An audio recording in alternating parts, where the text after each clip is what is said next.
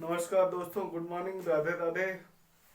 आइए आज हम भारत के संविधान के प्रमुख अनुच्छेदों के बारे में चर्चा करते हैं। कल तक हमने लोकसभा के सीटों, लोकसभा, विधानसभा, विधान परिषद की सीटों के बारे में हमने बहुत ही छोटा वीडियो डाला था। आशा करते हैं आप लोग उसको देख चुके होंगे। अब हम जितने अनुच्छेद हैं, 365 अनुच्छेद हैं, उनके बारे में पहले चर्चा कर लेंगे। फिर उसके बाद जो महत्वपूर्ण टॉपिक है, जैसे फिर सर्वोच्च न्यायालय के अनुच्छेद के बारे में तो यहाँ चर्चा कर लेंगे सारे। लेकिन जब पूरा अनुच्छेद खत्म हो जाएगा 365 तक, तब हम इसके प्रत्येक पॉइंट को, जो एग्जाम के व्यू पर बहुत इंपॉर्टेंट है, उसके बारे में हम चर्चा करेंगे। ठीक है, आइए देखते हैं। अनुच्छेद 108 तो हमने बताया था, जिसमें संविधान में राज्यसभा एवं लोकसभा में गतिरोध होने की स्थिति में संयुक्त अधिवेशन की व्यवस्था की गई। ध्यान में रखना, संयुक्त अधिवेशन धन विधेयक पर नहीं बुला सकते। इसके अलावा अनुच्छेद 110 में धन विधेयक की चर्चा की गई है। धन विधेयक आप लोगों को हमने बताया था, राष्ट्रपति की सहमति से लोकसभा में पेश किया जाता है। अनन्य शक्ति लोकसभा के पास है, राज्यसभा के पास धन विधेयक के सापेक्ष में शक्ति न के बराबर है। ध्यान में रखना। अनुच्छेद 111 में क्या कहा गया है, आइए देखते हैं। अनुच्छेद 111 में कहा गया है, संसद के दोनों सदनों द्वारा पारित विधेयक राष्ट्रपति के पास जाता। कोई विधेयक राष्ट्रपति के पास जाता है, इसके बाद राष्ट्रपति उस विधेयक को सम्मति प्रदान कर सकता है, मतलब सहमति दे सकता है, अस्वीकृत कर सकता है। लेकिन ध्यान देना, ये भी इसमें मेंशन है कि अगर दोबारा विधेयक पारित होता है, उसको राष्ट्रपति के पास भेजा जाता है, तो राष्ट्रपति को विधेयक को सहमति देने के लिए बाध्य होना पड़ेगा।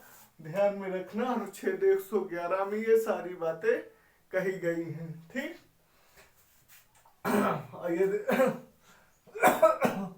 अनुच्छेद 112 में क्या कहा गया, बजट के बारे में चर्चा किया गया है। ठीक, बजट वार्षिक वित्तीय विवरण, जो संविधान में इसका उल्लेख है, बजट के बारे में अनुच्छेद 112 में चर्चा किया गया। अनुच्छेद 118 3 में देखिए, जो मोस्ट इम्पोर्टेंट है, मैं उसी को यहाँ पे लिखा हूँ। 118 3 में कहा गया है, संयुक्त बैठक संबंधी नियम राष्ट्रपति बना सकते हैं। इसका मतलब है कि राष्ट्रपति लोकसभा अध्यक्ष तथा राज्यसभा के सभापति की सहमति से संयुक्त अधिवेशन संबंधी नियम बना सकते हैं। 118 4 में कहा गया है, संयुक्त बैठक की अध्यक्षता लोकसभा अध्यक्ष द्वारा की जाएगी। ये बात ध्यान में रखना। ठीक, अनुच्छेद 123 में कहा गया है, संसद सत्र न चल रहा हो, तब अवकाश के समय राष्ट्रपति को अध्यादेश जारी करने का अधिकार है। ठीक, इस अध्यादेश की समय सीमा 6 महीने होती है। 6 महीने के अंदर इसको संसद से पारित करवा लिया जाएगा, नहीं तो ये अध्यादेश समाप्त हो जाएगा। ध्यान में रखना। अनुच्छेद 124 में देखिए, अब सब ये सर्वोच्च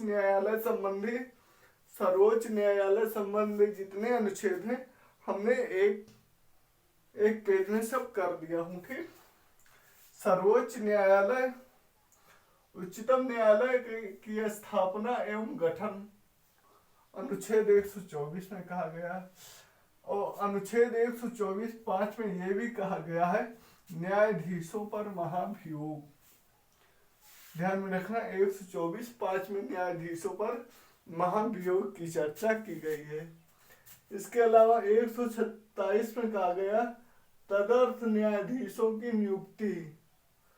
127(2) में कहा गया उच्चतम न्यायालय के गणपूर्त कोरम जितने न्यायाधीश होंगे उसका 1/10 भाग से। सर्वोच्च न्यायालय में वर्तमान समय में 31 न्यायाधीश, 31 न्यायाधीश का 1/10 कितना होगा, उतनी आवश्यकता पड़ेगी।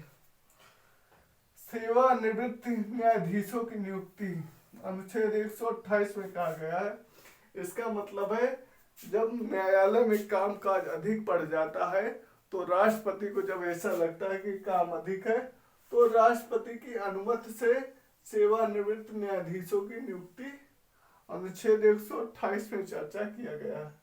अनुच्छेद 129 में क्या कहा गया है, उच्चतम न्यायालय एक अभिलेखी न्यायालय यानी कि साक्ष्य जो उसके साक्ष्य हैं उसको उच्चतम न्यायालय सुरक्षित रखेगा।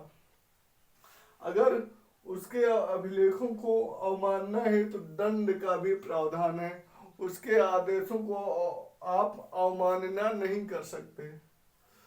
अनुच्छेद 130 में कहा गया है सर्वोच्च न्यायालय की बैठक, सर्वोच्च न्यायालय की बैठक कहीं भी हो सकती है। शायद अभी तक केवल 2 बार इसकी बैठक हुई है, ध्यान में रखना। केंद्र राज्य विवाद का निपटारा उच्चतम न्यायालय में होगा।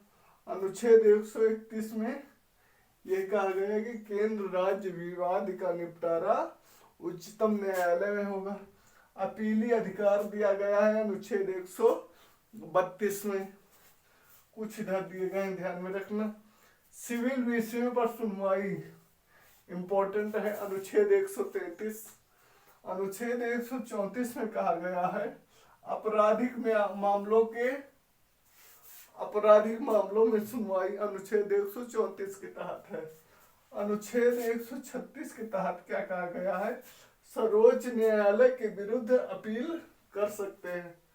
इसका मतलब है अगर आपको लगता है कि सर्वोच्च न्यायालय गलत निर्णय दिया है तो आप सर्वोच्च न्यायालय के विरुद्ध सर्वोच्च न्यायालय में ही, सर्वोच्च न्यायालय के विरुद्ध, ध्यान से सुनना, सर्वोच्च न्यायालय के विरुद्ध सर्वोच्च न्यायालय में ही आप दोबारा अपील कर सकते हैं।